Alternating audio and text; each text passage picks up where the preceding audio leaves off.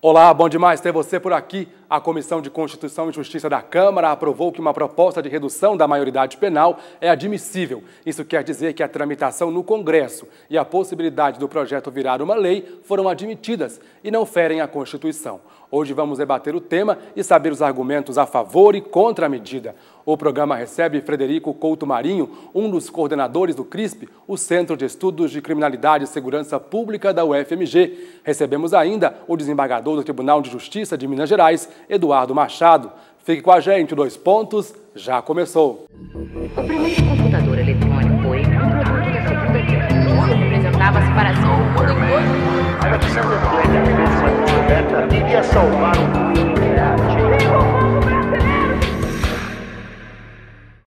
Bom, quero começar agradecendo pela presença de vocês aqui no 2 Pontos, viu? Muito obrigado pela presença numa discussão aí, espero eu, rica, não é? A respeito desse tema tão importante que a sociedade está debatendo atualmente, que é a redução da maioridade penal. Redução da maioridade penal que foi proposta já há bastante tempo no Congresso e por 40 vezes foi rejeitada. Por que desta vez, logo agora, ela foi admitida no Congresso e vai começar a tramitar aí na Câmara e também no Senado? Bom, eu acredito que seja uma pressão em função da violência, né, dos níveis de violência da sociedade brasileira. O Brasil é provavelmente o país mais violento do mundo, quando a gente analisa os dados de homicídio, né, de violência no trânsito, de violência contra a mulher, contra a criança. Então, eu acho que é uma expectativa errônea de que a redução da maioridade penal vai ter um impacto na violência da sociedade brasileira. Uhum. Em primeiro lugar, obrigado pelo convite. Professor, obrigado pela companhia. E a gente começa aí, em razão da pergunta, até mesmo pelo número da PEC, né? O número é sugestivo, 171, e é de 93. Então, hoje, essa efervescência, esse clamor público, é uma consequência natural do que a gente tem visto. Sabe, o povo não aguenta mais. E nós também, julgadores, que temos contato direto com esse tipo de problema, também eu, pelo que eu tenho visto, já chegou numa hora, alguma coisa tem que ser feita. E talvez também, hoje, a vontade política é maior. Nós não temos no Congresso simplesmente cordeiros, não. Temos hoje outras pessoas com intenções melhores. Vocês acham, então, que esse perfil, digamos, conservador do Congresso Nacional, formado, né, nas eleições passadas, de alguma forma acaba beneficiando para que a discussão de fato agora seja posta no Congresso? O que vocês pensam? E também, se de alguma forma o fato dos congressistas, alguns deles, claro, né, estarem envolvidos aí com escândalos de corrupção, acaba fazendo com que eles tenham a intenção de ganhar popularidade, fazendo com que uma medida que é aprovada por quase 90% da população acabe virando lei. O que vocês pensam? Bom, existe uma demanda pela redução da maioridade penal muito antiga no Brasil, como você já disse, né? E essa pressão, ela foi usada, né, por esse Congresso conservador de uma forma populista, né, no sentido de aprovar algo que não vai ter impacto na redução da violência no Brasil. Então, é uma medida puramente populista. Você também acha? Eu não acho que seja populista, não. Não é pelo fato do povo estar exigindo uma mudança nesse tipo que ela seja vista dessa forma populista. É necessidade. Já passou da hora. Eu vou repetir, quem tem contato direto com esse tipo de problema, eu acho que tem muito mais autoridade para falar. Essas questões, pesquisas, principalmente números, isso é muito bom para discussão acadêmica, dentro de uma sala de aula. Então, o problema tem que ser tratado com muita determinação, sabe? Com muita força, critério, vontade realmente. Se não for o caso, nós vamos procurar saber, então, qual que é a forma de solucionar. E hoje, um dos problemas que preocupa é exatamente esse, é a participação de menores no favorecimento de maiores. E dentro de um futuro próximo, nós vamos ter mais uma figura no direito penal, a corrupção dos maiores pelos menores. Sabe? Então basta que tenham acesso a processo. Vamos conhecer a realidade dentro dos gabinetes, daqueles que estão julgando. Percentual, pesquisa, isso é muito bom para a política em época de eleição. Então pega o problema dentro dos gabinetes, dentro dos cartórios, e vamos ver o que está acontecendo. As pesquisas, então, podem ser desconsideradas, professor? O que o senhor pensa? Bom, eu acho que não. Eu acho que nós temos boas pesquisas no Brasil, pesquisas feitas pelo Conselho Nacional de Justiça, por exemplo, pelo CNJ, pelo Conselho Nacional do Ministério Público. Então, essas pesquisas, pesquisas feitas pela universidade, pelo CRISP, por exemplo. Então, se a gente comparar o número de adolescentes que cumprem medida socioeducativa no Brasil com outros países, o Brasil tem 20 mil adolescentes que cumprem medidas de meio fechado, restritivos e privativos de liberdade, e 69 mil adolescentes cumprem medidas em meio aberto. E o Brasil só fica atrás dos Estados Unidos, ou seja, é um país, existe uma resposta do ponto de vista judicial aos adolescentes que cometem um ato infracional. Outra informação que é importante também é uma informação do TJ, do Tribunal de Justiça de Minas Gerais, que compara, uma pesquisa realizada no CRIS, compara o tempo de processamento dos autores de homicídio, né? Então, o tempo de processamento dos adolescentes, né, no CIA, que é o Centro Integrado de Atendimento aos Adolescentes Autores de Ato Infracional de Belo Horizonte, é de até 3 meses. Então, em 3 meses, o adolescente cometeu um homicídio, ele recebe uma medida de internação. Na Justiça Comum, foi feita uma pesquisa agora, em 2014, no TJ de Minas Gerais, compara Belo Horizonte e outras 5 capitais do Brasil. Belo Horizonte, são 3.180 dias. São quase 9 anos na Justiça Comum para um adulto receber a sentença para ele cumprir a prisão dele, para ele cumprir a sentença dele, autor de homicídio. Isso é a média, 3.180 dias. Ou seja, se existe impunidade, a impunidade está na Justiça Comum, não na Justiça Juvenil, pelo menos no caso de Belo Horizonte. Então isso eu acho fundamental, porque são dados locais, são dados do Tribunal de Justiça de Minas Gerais, dados do CIA e dados do próprio Conselho Nacional de Justiça, do Conselho Nacional do Ministério Público. Então é importante embasar essa discussão, né? A gente sair de uma discussão estritamente ideológica e moralista e entender como que a justiça é feita no Brasil, a partir das próprias instituições. Uhum. Queria falar um pouquinho sobre a constitucionalidade da medida, né? Algumas pessoas que são contra a redução da maioridade penal dizem que ela é inconstitucional. Agora a Câmara votou que não, é constitucional. Quero saber qual o entendimento de vocês sobre isso, sobre essa medida ser uma cláusula pétrea e, portanto, não pode ser modificada. Porque, inclusive, é o argumento que fez com que a medida não fosse aprovada na CCJ nos últimos anos, né? Pablo, tem um ditado que é muito relevante. Navio naufragando atraca em qualquer porto. Então, hoje, aqueles que já estão se dando por vencido partiram para essa questão, ela é inconstitucional, é cláusula pétrea. Nós temos 2 recentes opiniões de pessoas, de autoridades, melhor dizendo, uma do ministro Carlos Veloso, ex-presidente do STF, e do Teori Zavascki também recentemente, afastando de vez essa situação. Então, quando o cidadão, ou quando grupos de ativistas, ou de falsos moralistas, ligados aos direitos humanos dos bandidos, vendo que estão sendo vencidos, você começa a apelar para alguma coisa. É inconstitucional, é cláusula pétrea. Cláusula pétrea estão prevista no parágrafo 4º do artigo 60 da Constituição. Então, lá no fim, vamos procurar algum campo de discussão, lá no parágrafo 4º, de alguma coisa que pode derrubar isso. Daqui uns dias, vão dizer também, olha, é pecado.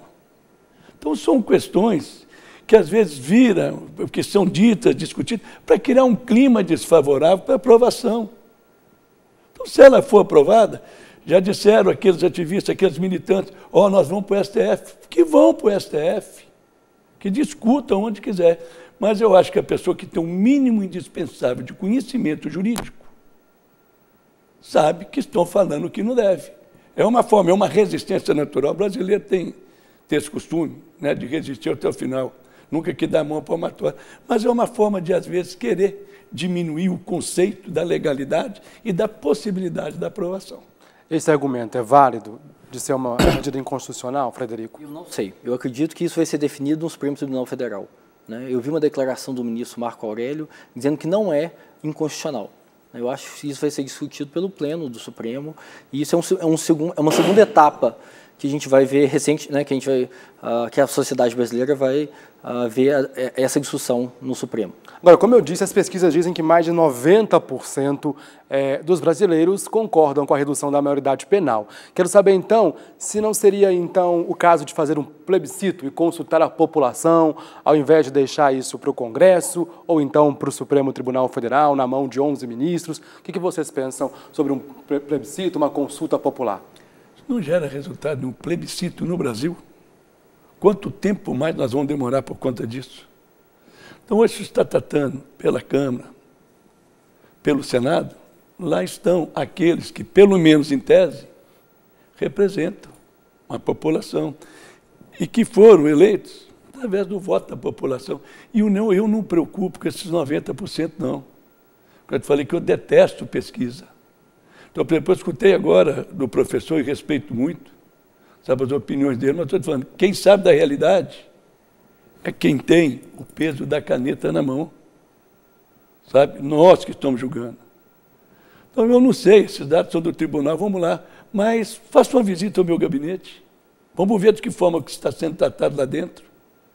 Um processo demora 3.000 e não sei quantos dias. Processo tem realmente dia para começar, não tem dia para terminar.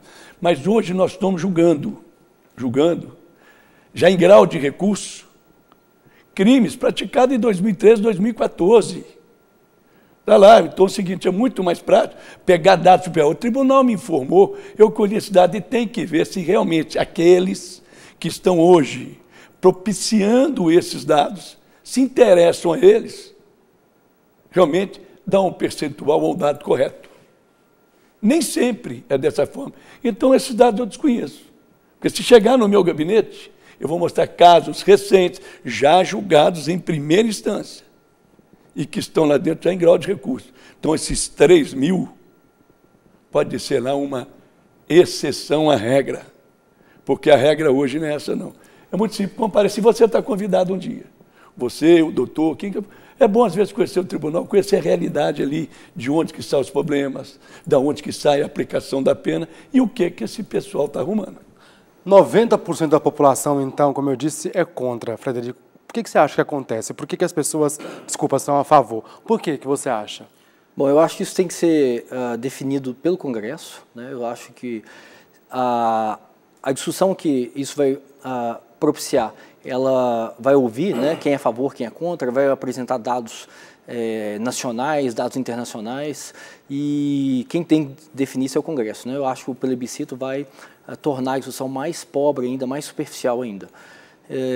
Eu acho que a população brasileira, em função do nível de violência que a gente vive, a violência criminal, né, o número de homicídios que o Brasil tem, o número de crimes contra a mulher, o número de crimes contra a criança, o número de vítimas no trânsito, de mortes no trânsito, então mostra que é uma sociedade extremamente violenta. Então o Brasil provavelmente é o país mais violento do mundo, o país que não passa por uma guerra, é o país mais violento do mundo. Então é uma sociedade que apela para qualquer medida que aponta que pode reduzir essa violência, mesmo que seja uma medida vã, né? O que eu acho importante é que a população seja informada de como que funciona as medidas socioeducativas, né? Então, quando, por exemplo, o Conselho Nacional de Justiça e o Conselho Nacional do Ministério Público fazem uma pesquisa em todos os centros de internação do Brasil, o Brasil tem 320 centros, ele está interessado em entender como que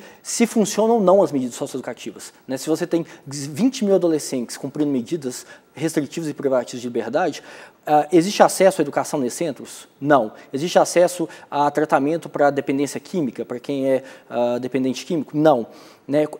Há superlotação nesse centro? Sim, há superlotação. Então, o Ministério Público, o Conselho Nacional do Ministério Público e o Conselho Nacional de Justiça estão interessados em entender se as medidas socioeducativas funcionam ou não e por que não funcionam.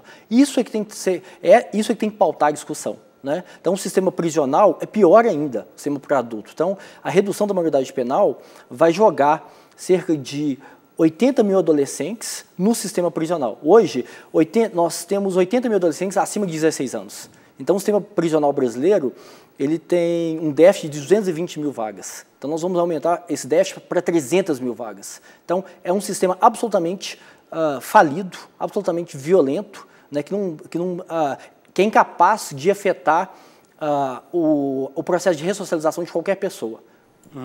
As prisões brasileiras estão preparadas para receber esses jovens? A primeira coisa é o seguinte, isso não é problema de quem julga. Eu, quando eu julgo, eu não quero saber se tem um déficit, não. Eu vou julgar. Déficit não é problema do judiciário. O problema é do governo, que prefere hoje construir campo de futebol. Então, esse problema de déficit não tem. E outra coisa também, vamos afastar de vez esse problema, vamos tratar a coisa dentro de um perfil real.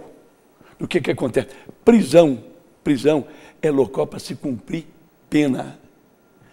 Para com essa conversa glamourosa, cheia de poesia, de glamour, de que no presídio o indivíduo vai para ser reeducado. Você vai reeducar quem nunca foi educado na vida? Ressocializar quem nunca soube viver em sociedade e que está dentro do presídio por força de uma manifestação da sociedade, que através do judiciário levou aquele cidadão onde ele está. Então, presídio é lugar de cumprir pena, não é de passar férias, tomar sol, receber visita. É para cumprir pena. Simplesmente para cumprir pena. E o seguinte, a comida é boa, a companhia é boa e a cama é boa. Porque se não fosse, a gente não tinha esse altíssimo grau de reincidência. Então vai lá para cumprir pena. Sabe? E menor também, medida socioeducativa, não sei, para com isso. O menor não é preso, ele é apreendido. O menor não é réu, né? É adolescente em conflito com a lei. Ele não cumpre pena, recebe medida socioeducativa. Para com isso. Vamos tratar as coisas como devem ser tratadas. Bandido tem que ser tratado como bandido. Se é menor ou não, e o menor sabe o que está fazendo. As pessoas não podem ser recuperadas, não existe essa possibilidade. O que você pensa? Concorda com ele? Discorda? Bom, a legislação federal, né, o Estatuto da Criança e do Adolescente, o SINASE, que é a lei federal que regulamenta a execução das medidas socioeducativas, eles entendem que existem recursos para que os adolescentes que cometem atos infracionais voltem a ser inseridos na escola, sejam inseridos em um curso de formação profissional, sejam atendidos por um sistema de saúde, em caso de dependência química, né? Seja de droga legal, álcool ou droga ilegal. Então, existe uma série de recursos para você interromper a trajetória infracional de um adolescente. Isso no mundo inteiro. Né? O Brasil não é uma ilha. Por isso é importante comparar os dados do Brasil, como a ONU faz, como a Unicef faz, como as organizações internacionais fazem. Então, o Brasil não é uma ilha. Então, se existe algum conhecimento, se existe algum know-how em políticas públicas para diminuir os crimes cometidos por adolescentes, esse know-how passa por intervir no acesso à educação, no acesso à profissionalização. Então, é isso que o Estatuto, do ponto de vista da lei, prevê. Na prática, a execução é outra coisa. Na prática, a gente tem uma série de déficits, de restrições orçamentárias, né? Então, a execução das medidas socioeducativas no Brasil ela é muito precária, né? Então, de novo, né, eu repito, os dados do Conselho Nacional do Ministério Público, os dados do Conselho Nacional de Justiça, que entendem que a legislação tem que ser cumprida, a legislação federal, que é o Estatuto da Criança e do Adolescente, e o SINASE, que é outra legislação federal, e que estão de acordo com a legislação internacional, da ONU, né, das agências internacionais. Essas pesquisas do Conselho Nacional de Justiça, do Ministério Público, mostram que não há uma execução para interromper a trajetória infracional dos adolescentes. Então, é isso que a gente precisa discutir, né? Se a gente entende que esses adolescentes têm que ser colocados no sistema prisional, então o sistema prisional, não existe nenhuma chance disso acontecer no sistema prisional adulto. O sistema prisional adulto é, como disse o ministro da Justiça, né? Eduardo Cardoso, são masmorras, né? Não existe nenhuma, ele nem cumpre o papel dele de punir, né? Porque as pessoas não têm acesso. Mas essas casas de recuperação, de fato, recuperam? Então, essa que é a questão. Os recursos disponíveis, há recursos disponíveis para inserir o adolescente na educação, num curso de formação, de profissionalização? É isso que a gente tem que discutir, né? Não simplesmente pegar o Estatuto, que é uma lei federal, ou o SINASE, que é outra lei federal, e jogar no lixo, né? Essa discussão estritamente moralista, ideológica e reacionária, ela joga a legislação no lixo, Então, se a gente quiser jogar a legislação no lixo, é isso que vai ser feito. O Congresso vai aprovar e a gente vai jogar a legislação federal no lixo. Ok, daqui a pouquinho a gente retoma o nosso bate-papo. No segundo bloco a gente continua a nossa conversa sobre a redução da maioridade penal. Daqui a pouquinho, até já!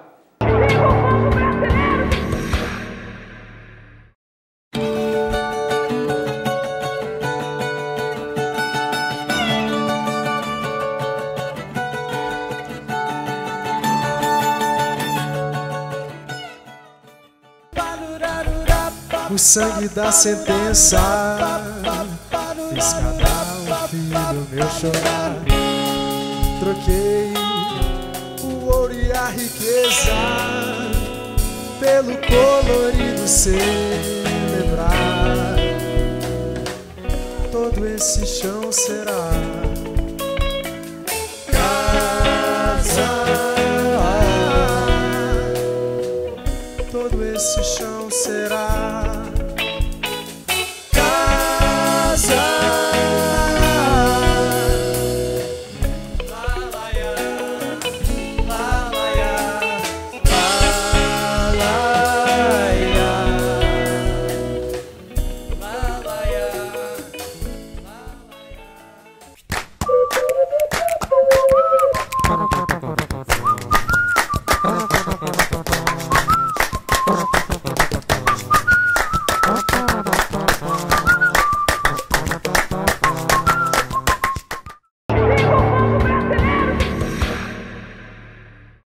O programa de hoje está de volta discutindo a proposta de redução da maioridade penal. Estamos recebendo Frederico Couto Marinho, um dos coordenadores do Centro de Estudos de Criminalidade e Segurança Pública da UFMG, e Eduardo Machado, desembargador do Tribunal de Justiça de Minas Gerais. Bom, uma das propostas em relação a essa redução da maioridade penal é de que os jovens de 16 e 17 anos são aliciados pelo crime, né? Gostaria de saber se a gente, então, aprovando essa lei da maioridade penal, se os jovens de 13 e de 14 não vão ser aliciados pelo crime. O que vocês pensam? Hoje, nós estamos tratando, o projeto visa isso, diminuir para 16. Porque hoje, esses que estão envolvidos com crime estão nessa idade. Então, existe mesmo essa preocupação. E se vier os de 14? Se vierem, desculpe, os de 14, vão procurar tratar deles também, porque para mim já são adultos também. Independentemente de diminuir para 16, os de 14 também já estão presentes. Então, não vai ser pelo fato de diminuir para de 16 que vão começar a ser corrompidos de 14. Os de 14 e 15 também já estão aí. Já estão também em alto número. Mas se a proposta é essa de 16, então que pare nos 16. Mas se for preciso, então vem que vem até os 14, vem aos 15. Porque 14 hoje é adulto. Não é só, quando a gente fala o menor, eu gostaria também de registrar, não é só o menor não, há também, masculino e feminino. Que o número de mulheres, e o número é muito grande, às vezes até se compara a do adulto, porque a mulher tem outra necessidade. Talvez, professor, eu não sei se esses dados, esse perfil dessa pessoa, já chegou ao conhecimento de vocês, ela tem necessidade, se a mulher do traficante, ser a mulher do bandido, gozar de prestígio na comunidade. Então, ela se aproxima muito. E outra coisa, e se já se engravidam também com essa idade. Então, hoje não temos, não é só o menor. Então, pode até ter ideia de que nós estamos dizendo o menor, o menino, ou a menina, o adolescente, né? Ou adolescente. São os dois. E com muito mais necessidade, a menina de ter a segurança junto às outras. Né? Eu estou no crime, eu sou a primeira mulher do bandido, que geralmente não tem uma, são mais, e consegue ali naquela comunidade um respeito, entre aspas, em relação aos outros. Sabe? E também, se precisar de matar, matam. Se me permite alongar só um pouquinho, tem na minha mesa, esteve na minha mesa recentemente, 15 anos, que a pedido do namorado, que já tinha engravidado ela, saiu de motocicleta, chegou, disputa de tráfico de droga numa esquina e metralhou meia dúzia, 15 anos. E tem uma coisa também, uma outra situação, tá? A maioria, filhos que só têm o registro do nome da mãe e, às vezes, só conhecem a mãe. É uma outra situação, né, que também merece um dia uma discussão maior. Frederico, é uma questão de estipular uma idade ou é uma questão de se investir em segurança pública, educação? O que você pensa? Concorda com ele? Bom, cerca de 1/3 da população no sistema prisional adulto é de jovens adultos, né, de 18 até 24 anos. Então, se a gente reduzir para 16 anos, vai aumentar. Então, a gente vai ter quase metade da população prisional do Brasil vai ser de adolescentes e adultos, e jovens adultos. Então, essa lei, ela, se a lei for aprovada, se a redução for aprovada, o que a gente vai ter daqui a uns anos, e a gente vai voltar a debater esse tema aqui, se reduz para 14 ou para 12 anos. Então, a gente precisa colocar em questão quais os recursos, né, para reduzir a entrada dos adolescentes, né, no ato infracional, para interromper a trajetória infracional daqueles que já cometeram um ato infracional. Então, é isso que tem que ser discutido, né? Simplesmente diminuir a lei vai fazer com que a gente volte daqui a alguns anos para discutir se vai ser aprovado para 14 ou 12 anos. Então, isso é uma forma inócua, uma forma que ignora a realidade, né? De que se você não investir, né, no atendimento aos adolescentes que estão cumprindo as medidas socioeducativas, que cometeram ato infracional, você pode interromper essa trajetória infracional com acesso à educação, com acesso ao profissional, com acesso ao atendimento médico. Então, isso é que vai ter impacto. Senão, a gente vai continuar discutindo para reduzir para 14, para 12, para 10, para 8 anos. Agora, o adolescente de 16, 17 anos, que comete um crime, sabendo que vai ser julgado como adulto, ele vai deixar de cometer esse crime ou não? Voltando à resposta do doutor, e mais um dado que ele trouxe. Doutor, a idade, o maior número da população carcerária está registrada, qual que é a idade de quanto a quanto? De 18 a 24 anos. De 18 a 24. E por que é de 18 a 24? Por que 24? Não existe bandido velho, não. Não existe bandido velho. Então, são as coisas que nós temos. Ele morre cedo. Então, esses de 14, eu não sei se vão viver até os 16, não. Se você pegar um processo, se chegar principalmente no dado que o doutor trouxe de 3.000 dias para julgar, seria ótimo, porque talvez não teria processo para julgar, não. Porque muitas vezes, no curso do julgamento de um processo, já aparece a certidão de óbito lá, foi assassinado. Então, de 18 a 24, até bom trabalho a respeito disso. Por que 24? Por que não tem bandido adulto? 30, 40, 50 anos? Porque estão morrendo no meio do caminho. A própria marginalidade está cuidando de excluir os bandidos. É bandido matando bandido. É bandido engolindo bandido. Mas então não é uma questão de idade, não? Seria uma questão de outros fatores, talvez sociais, falta de investimento em educação, alguma coisa nesse sentido, não? Aqui falta investimento em tudo, somente em educação. Esses que estão fazendo aí, que querem transferir a culpa para a sociedade, como se nós não fizéssemos parte dessa sociedade, só por conta disso. Você pega hoje uma casa, uma mãe, que não sabe explicar para o filho quem que é o pai, que tem lá 7, 8.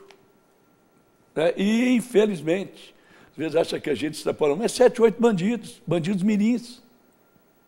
Sabe? Porque não estão preocupados em estudar. Não adianta, você vai botar a escola, eles não vão estudar, não vão para a escola, não. Já vem de cima para baixo. Mas um problema da sociedade ou do governo? O problema do governo. Sociedade somos todos nós. Então, quer dizer, hoje nós somos vítimas da marginalidade.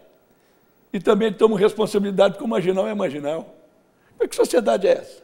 Que responsabilidade de qual sociedade? O governo, na maioria das vezes também, se você pensar bem, é mais fácil para ele investir na ignorância do cidadão do que na inteligência da sabedoria. Porque você tratar o governo e político com pessoas inteligentes é muito mais difícil do que pessoas de nível baixo. Frederico. Qual que é a pergunta?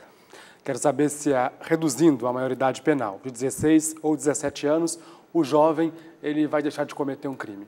Bom, sendo punido como adulto? O tamanho da população prisional brasileira mostra que não, né? É importante sempre a gente analisar a realidade. Né? A realidade brasileira é essa. Nós temos 550 mil presos adultos, né? A população de 18 a 24 anos representa 30% do total de presos do Brasil, ou seja, 70% são adultos mais velhos, né? Então, o sistema prisional já está cheio de jovens adultos, de 18 a 24 anos. Então, não vai ter impacto nenhum a redução da maioridade penal no cometimento de crimes. Senão, a gente não teria 30% dos presos no Brasil com idade jovem, né, de 18 até 24 anos. Então, isso não vai ter impacto nenhum. E quem você acha que são os culpados por esses menores infratores estarem nessa situação? É a sociedade mesmo? Não, acho que a responsabilidade disso é das políticas públicas municipais e estaduais, né? O Estatuto da Criança e do Adolescente, ele implica que o município tem que investir nas medidas de meio aberto, né, liberdade assistida e prestação de serviço à comunidade, e o Estado tem que investir nas medidas de restrição e privação de liberdade, semi-liberdade e internação. Não há investimentos. Então, quando você simplesmente prende os adolescentes, sem investir no acesso à educação, no acesso a uma formação profissional, no acesso ao atendimento médico, no acesso à estruturação familiar, você não tem nenhum impacto nos adolescentes. Então, eles continuam cometendo o ato infracional. Então, é isso que precisa mudar. É possível você atender os 20 mil adolescentes no Brasil que estão cumprindo medida de meio fechado e os 69 mil adolescentes estão cumprindo medidas de meio aberto. É possível que eles interrompam a trajetória infracional, que eles parem de cometer atos infracionais? Sim, é possível. Mas para isso tem que ter investimento em políticas públicas por parte das prefeituras, do governo municipal e do governo estadual. Né? Senão, o que vai acontecer é a continuidade no cometimento de crimes. Se a lei for aprovada, qual é o perfil do jovem que vai sofrer mais com essa punição? Bom, a maior parte, o perfil, né, majoritário dos adolescentes que cometem ato infracional é de homens, né, de 15 a 17 anos, negros, né, com baixa escolaridade, baixa renda, que vivem em áreas, que vivem em bairros e territórios com altíssima vulnerabilidade social, né, sem acesso ao serviço público, etc. Então, o que a gente vai estar fazendo é expandindo o sistema prisional. Se o sistema prisional brasileiro é falido, ele vai ficar super falido, né, ele vai aumentar a falência dele, vai aumentar a ineficiência dele, né, que é um sistema que basicamente reproduz a violência, fortalece as facções, né, isso é fundamental, analisar as facções no sistema prisional, né, o Comando Vermelho, o primeiro comando da capital, elas crescem e se fortalecem à medida que o sistema prisional não é capaz de interromper a trajetória criminal desses jovens. Então, o que a gente vai ter é um fortalecimento das facções e o enfraquecimento da segurança pública, né? O que precisa ser discutido no Brasil não é a lei, é a baixa eficiência da Polícia Militar, da Polícia Civil, do Ministério Público, da Justiça. A Justiça de Belo Horizonte, isso é uma pesquisa do Ministério da Justiça, da Secretaria de Reforma do Judiciário, uma pesquisa de 2014, mostra que em Belo Horizonte o tempo médio para o processamento de um acusado de homicídio é de 3.180 dias. Né? Isso é uma pesquisa do Ministério da Justiça, da Secretaria de Reforma do Judiciário.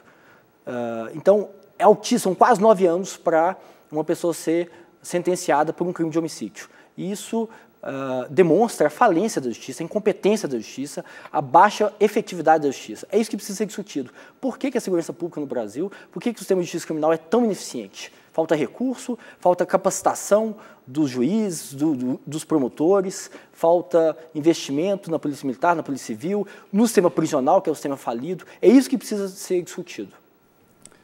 Doutor, eu vou fazer publicamente um convite para o senhor conhecer o nosso trabalho e dizer que o judiciário é incompetente.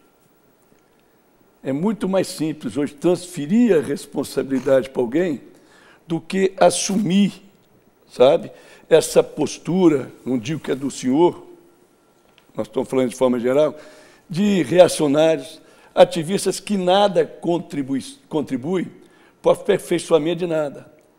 Então, do que eu acabei de ouvir, a polícia é incompetente, o judiciário é incompetente, todos nós somos incompetentes. E se o judiciário trabalhasse dessa forma, eu me sentiria até mais tranquilo, não estaria com tanto cabelo branco, teria mais tempo para o meu lazer, sabe, para ficar escrevendo hoje muita poesia, muitos dados, muitos percentuais. Então, eu convido você também, é um convidado, se quiser um dia, conhecer o trabalho do judiciário e também a forma como nós trabalhamos, acima dos nossos limites, para dar uma resposta para uma sociedade que às vezes conhece pouco. O brasileiro gosta muito de falar. Defensores de direitos públicos, de bandido, adoram falar, sabe? Adoram decantar, recitar pelos quatro cantos. É muito simples. A culpa é do judiciário que não julga. E se esse dado o senhor tem, o senhor pode ter certeza que não corresponde à realidade. E eu lhe convido mais uma vez para o senhor comparecer, ver o nosso trabalho, mas vai assumir um compromisso comigo, se quiser, ou talvez até com quem esteja nos ouvindo, que o senhor vai dizer o que o senhor viu dentro dos nossos gabinetes e dentro do próprio judiciário. Quero saber... Quer falar? Não, eu acho que é fundamental informar para a sociedade, né, informar para as pessoas que são a favor, que são contra. Né? Esse debate é um debate legítimo, só que ele tem que ser embasado. Né?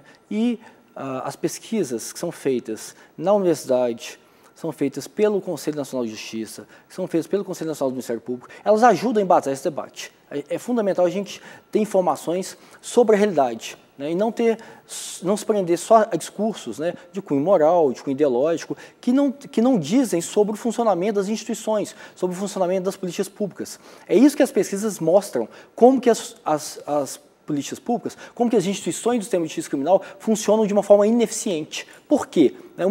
O Conselho Nacional de Justiça está interessado em entender por que existe uma superlotação dos centros de internação, por que não existe escola no centro de internação, por que não existe acesso à saúde. É isso que pode fazer diferença para o adolescente interromper a trajetória infracional dele. Então é isso que o Conselho Nacional de Justiça está interessado. Ele não está falando que os adolescentes são maus, que os adolescentes são perversos. Ele está olhando para a realidade. Ele fez uma pesquisa nos 320 centros de internação do Brasil e mostrou a ausência de investimento, a ausência de recursos. E é isso que tem que pautar a discussão.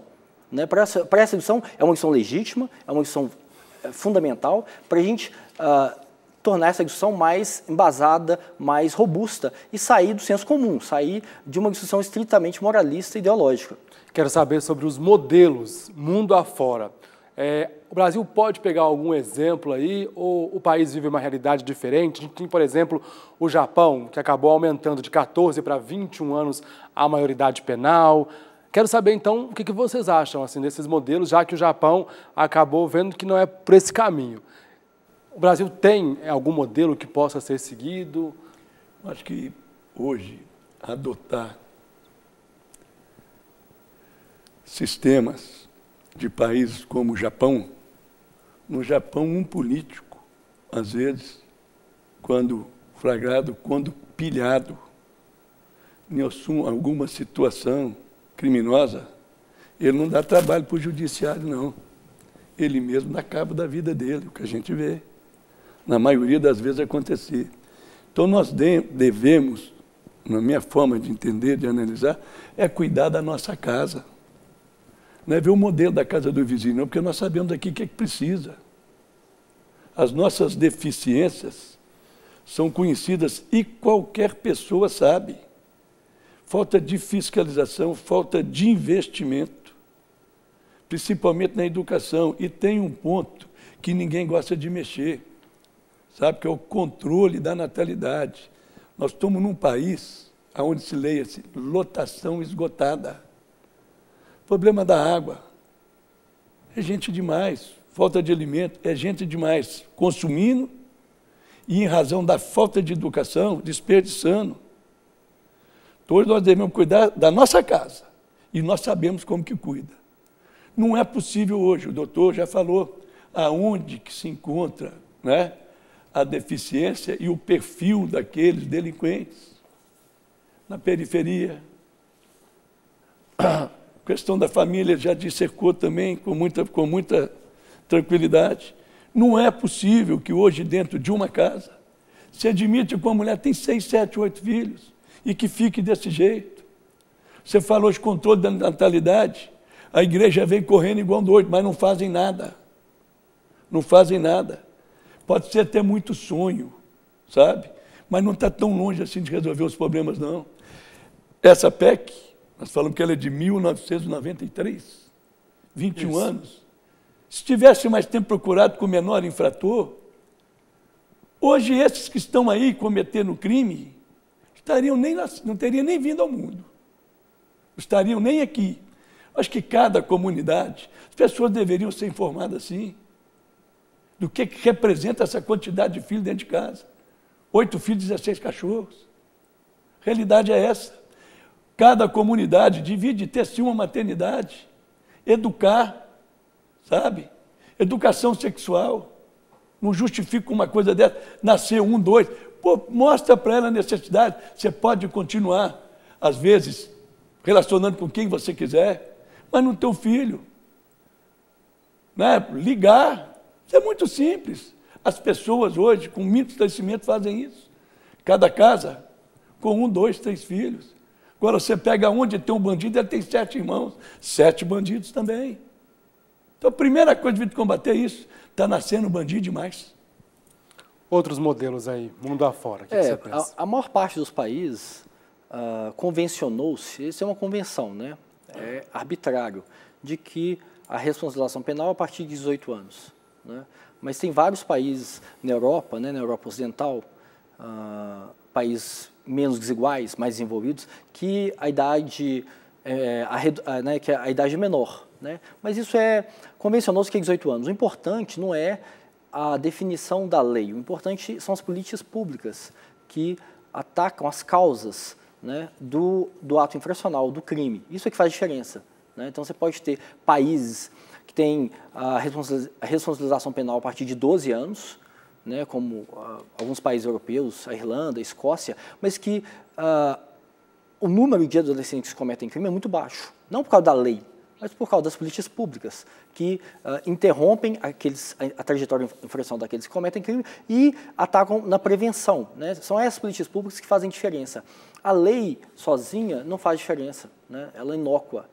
O importante é como que você, quais recursos que você vai disponibilizar para atender a população, né? Atender na prevenção, né? na redução da violência. Né? Então, o Brasil é um país extremamente violento, né? São 50 mil mortes no trânsito por ano, são 45 mil pessoas assassinadas por ano.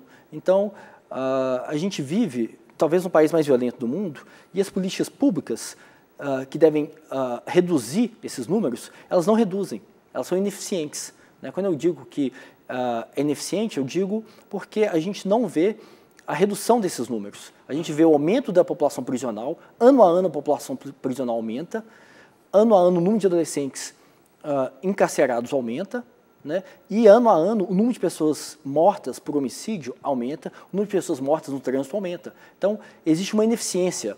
Né? Eu não estou responsabilizando os juízes, né?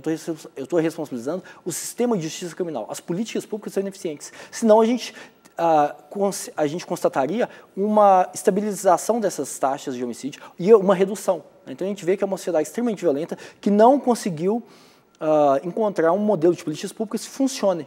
Uhum. A proposta de emenda à Constituição de 93, né, que começou a tramitar, provavelmente deve receber aí, a partir das discussões, algumas alterações, mas cita personagens da Bíblia, com todo respeito aos religiosos, né, aos cristãos, mas é correto que haja, numa medida como essa, citações de livros de uma determinada religião? O que vocês pensam? Eu te disse logo no começo dessa nossa conversa que hoje, principalmente tratando de Congresso, vale tudo. Você receber algum apoio. Você sabe, lá você vê bancadas, bancada da bola, bancada da bala, bancada dos evangélicos. Então, vamos socorrer alguma coisa, sabe? Vamos tentar obter a simpatia de algum segmento. O que eles deveriam preocupar mais é com a situação fática, o que está sendo tratado, o que está sendo discutido. Agora, como se diz, vulgarmente dizendo, você vender seu peixe, você faz qualquer coisa. Vamos recorrer à Bíblia. Vamos recorrer a outras ideologias. Mas isso é correto, o senhor acha? Eu acho que não, porque não é assim que você vai se resolver, não. Existe essa divisão, né? Ó, se existe uma manifestação do evangélico, quem não adota esse segmento é contrário por natureza. Eu não adoto essa linha. Eu sou católico. Então, os outros também eu acho que não é por aí, não. Mas tem coisas com mais fundamento, com mais necessidade de discussão, do que você está tirando, como se diz, o foco da questão. Não é porque a igreja quer, o evangélico quer, a bancada da bala quer, se quer eu não quero. Sabe? Então, eu acho que não é por aí. Frederico. Não é por aí. Bom, eu concordo, né, com o desembargador. O Estado ele é laico, né, ele é secular. Eu acho que isso depõe contra a discussão, né? Isso é irrelevante, né? Citar passagens bíblicas, isso é irrelevante para a discussão. O Estado não tem nada a ver com a religião. O Estado ele se pauta por princípios legais, institucionais. O Estado ele deve se afastar da religião. Toda religião tem uma carga moralista e preconceituosa imensa. A religião não ajuda em nada o Estado. O Estado tem que se afastar da religião e se pautar por discussões racionais, se pautar por análise das políticas públicas, né? A religião tem que ser abandonada, tem que ser afastada do Estado. Para terminar, qual a aposta de vocês, então, hein? Essa medida vai, de fato, virar lei? O que vocês pensam? E quais que vão ser, então, os benefícios, os malefícios de uma lei como essa aprovada? Só para a gente poder encerrar, por favor. Olha, eu não é apostar. Eu espero que ela seja aprovada. Porque é o seguinte, que mal vai fazer? Qual mal que ela vai trazer? Não vejo mal nenhum. Pelo menos vamos ver se pelo menos eu vou te falar uma coisa, dentro do aspecto prático, dados concretos. Eu não vou ver nenhum menor levantando a bandeira do crime para ocultar o crime cometido pelo maior, como se acontece numa apreensão de droga. Chegamos a conversar, a droga é minha, o revólver é meu e a motocicleta é minha. Então nós não vamos ver isso mais. O menor se arvorando em... Já pensou, eu que sou criminoso, isso é ridículo, é patético. Alguém dizer, eu é que fiz, eu que sou responsável, porque para ocultar qualquer participação ativa de um adulto. Pelo menos isso vai acabar. Se só vai para o 14, por 13 não vão ver, mas pelo menos isso vai diminuir. E aquilo que eu te falei também, vamos preocupar com muita idade, que talvez dentro desse número de homicídios que o doutor citou, sabe, é bandido matando bandido. Mas um cidadão vítima de um menor, e não são poucos, são muitos. E o requinte de crueldade está dentro do processo. Eu falo, eu trabalho o dia inteiro, chego em casa, eu não tenho assunto para tratar com a minha esposa, não. Eu não tenho assunto para tratar com ela. E às vezes também, nos clubes, na mesa de botequim, eu não tenho assunto para tratar. O meu dia a dia é triste, é doloroso, falta assunto para eu conversar. Tamanha criminalidade. Se não for bom, nós vamos ficar sabendo, mas mal não vai fazer. Isso é certo, mal não vai fazer. Suas considerações finais, por favor, Frederico. Bom, eu acho que o resultado concreto disso é o aumento da população prisional brasileira, né, que é a quarta maior população prisional do mundo. O Brasil só fica atrás dos Estados Unidos, da China e da Rússia. Então a gente vai ter um aumento da população prisional, a gente vai ter o aumento da superlotação, né, o aumento do déficit de vagas. Então a gente vai ter a entrada hoje, né, se os adolescentes acima de 16 anos que cumprem medida socioeducativa entrassem no sistema prisional, a gente teria mais 70 mil adolescentes e jovens e adultos no sistema prisional hoje. Então o que a gente vai ver é a superlotação, o aumento da violência, o aumento das violações, né, dos direitos humanos e o fortalecimento das facções, né, dos grupos do Comando Vermelho, do Primeiro Comando da Capital, que vão expandir o seu poder dentro do sistema prisional e vão expandir o poder fora das prisões, né? Vão ameaçar as polícias, vão ameaçar a sociedade. A gente vai ter uma piora da situação da segurança pública no Brasil. Ok, quero agradecer demais, viu, a presença de vocês aqui no nosso programa. Muito obrigado, voltem sempre. Bom, o programa de hoje está terminando. Entre em contato com a gente pelo e-mail tvufmg@gmail.com. Grande abraço a todos e a todas e até a próxima.